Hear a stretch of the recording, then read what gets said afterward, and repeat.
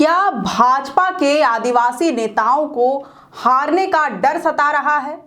आखिर ये ट्राइबल नेता जनरल सीट से विधानसभा का चुनाव क्यों लड़ना चाहते हैं और क्या भाजपा इनकी ख्वाहिश पूरा कर पाएगी? दरअसल झारखंड में आगामी विधानसभा चुनाव से पहले ये चर्चाएं तेज हो गई हैं। खबर है कि राज्य के कुछ ऐसे बड़े और नामी आदिवासी चेहरे हैं जो ना तो अपनी आदिवासी पहचान को खोना चाहते हैं और न ही किसी आदिवासी रिजर्व सीट से चुनाव लड़ना चाहते हैं। ये वैसी सीटें हैं जहां वे पहले से लड़ते आ रहे हैं और जीत भी हासिल कर चुके हैं, लेकिन अब इन सीटों को त्यागना चाहते हैं।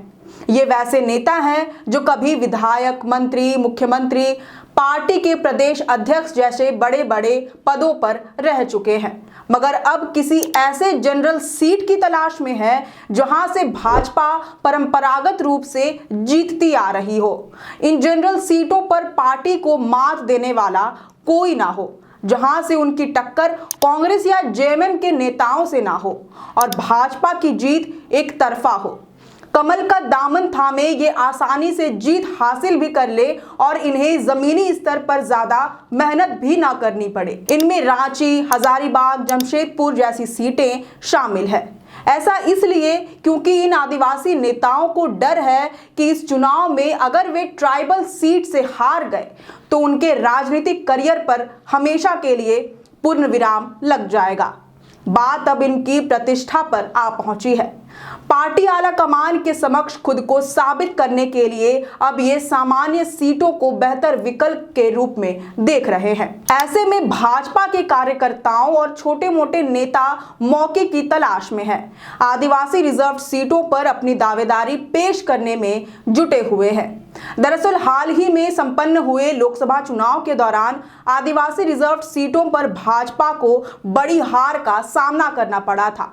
उस दौरान राज्य की 5 आदिवासी रिजर्व लोकसभा सीटों पर इंडिया गठबंधन ने कब्जा जमा लिया था। ये सीटें थी राजमहल, खूंटी, लोहरदगा, सिंहभूम और दुमका। इनमें से 3 सीट राजमहल, दुमका और सिंहभूम जेएमएम के खाते में गई थी, तो वहीं लोहरदगा और खूंटी सीट पर कांग्रेस ने कब्जा जमाया था।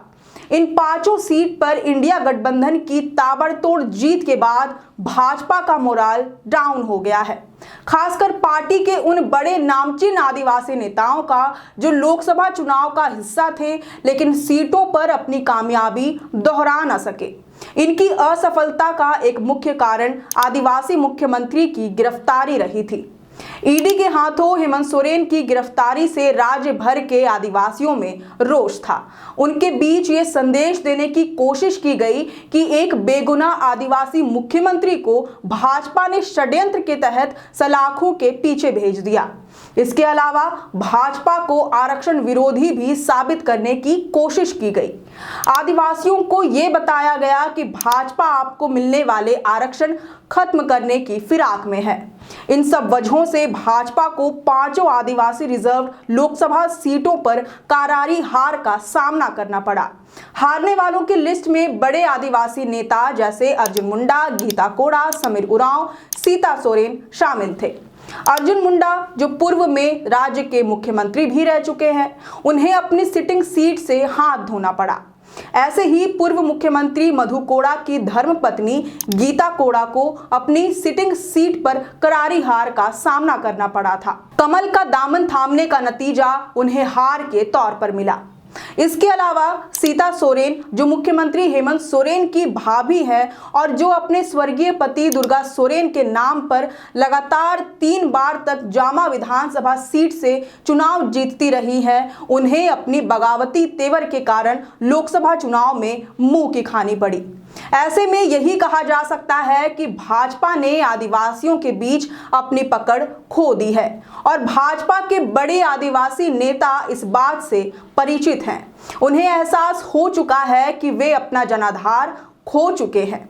इन सब वजहों से ये ट्राइबल नेता वापस से अपनी पॉलिटिक्स को मजबूत करने के लिए सामान्य सीटों का सहारा ले रहे हैं। हालांकि भाजपा इस पर अपनी मंजूरी देने से इनकार कर रही है। पार्टी का कहना है कि आदिवासी नेता एसटी रिजर्व सीटों पर ही चुनावी पारी खेलें, वहीं अपना जनाधार मजबूत करें। ऐसे में इस बार का विधानसभा चुनाव भाजपा के लिए काफी चुनौती भरा साबित हो सकता है। पार्टी को अपने सहयोगी दलों को साधना भी है और इन बड़े आदिवासी चेहरों को भी मनाना है। क्या भाजपा इस चुनौती को पार कर पाएगी? इस पर आपकी क्या राय है, ये हमें कमेंट करके जरूर बताएं। अगर आपको ये वीडियो पसंद आया हो तो इसे जरूर से लाइक और शेयर करें। हमारे चैनल लोकतंत्र 19 को फेसबुक पर फॉलो और यूट्यूब पर सब्सक्राइब करना न भूलें। हमारा एक और चैनल है द ग्राम सभा, उसे भी जरूर से सब्सक्राइब और फॉलो कर दें। फिलहाल लेते हैं अलविदा। जोहार।